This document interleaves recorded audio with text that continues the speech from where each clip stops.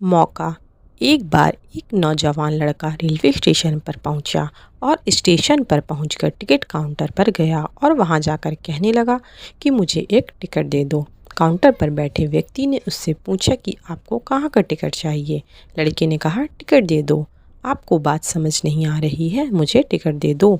Counter पर बैठे व्यक्ति ने सोचा कि ये शायद थोड़ा सा खिसका हुआ है, इसलिए इस प्रकार की बातें कर रहा है।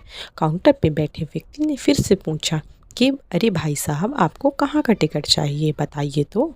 लड़के ने कहा अरे मैं तुमसे टिकट मांग रहा हूँ, तुम्हें देना नहीं है क्या? मुझे टिकट दे दो।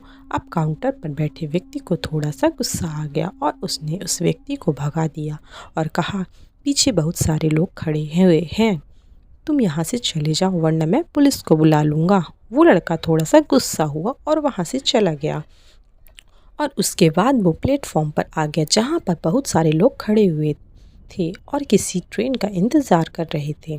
थोड़ी देर के बाद ही वहाँ पर एक ट्रेन आ गई। अब सभी लोग उस ट्रेन में चढ़ने लगे। वहाँ लड़का भी उस ट्रेन में चढ़ गया।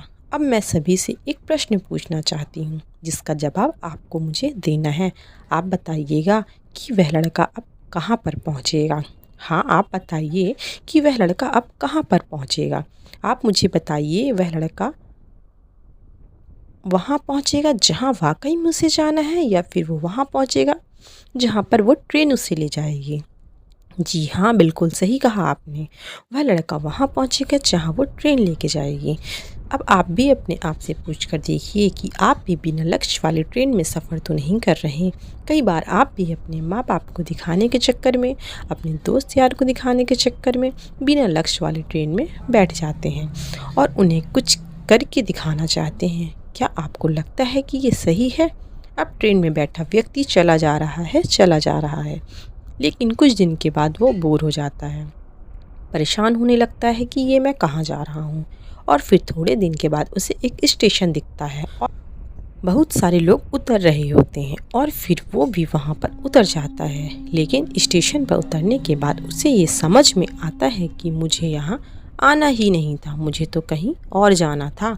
अब फिर से वह अपने आप से पूछिएगा कि कई बार आप किसी रास्ते पर निकल लेते हैं, बिना लक्ष्य बनाए निकल लेते हैं और कुछ दिनों के बाद आपको यह महसूस होता है कि आपको यह बनना ही नहीं था, आपको तो यह करना ही नहीं था, आप तो किसी और चीज़ के लिए परफेक्ट हैं और आपको तो वो करना था। आप सिर्फ लोगों के दिखाने के चक्कर में किसी चीज़ को बनने की कोशिश करते हैं, जबकि असल में वो आप होते ही नहीं हैं। एक बिना लक्ष्य की यात्रा करने पर आपका पूरा जीवन खराब हो सकता है और वहीं पर एक महत्वपूर्ण चीज़ खराब होती है जो कभी वापस नहीं आ सकती और वो है आपका समय। और इसलिए सबसे पहले आप सही जगह का चुनाव करें कि आपको जाना कहाँ है।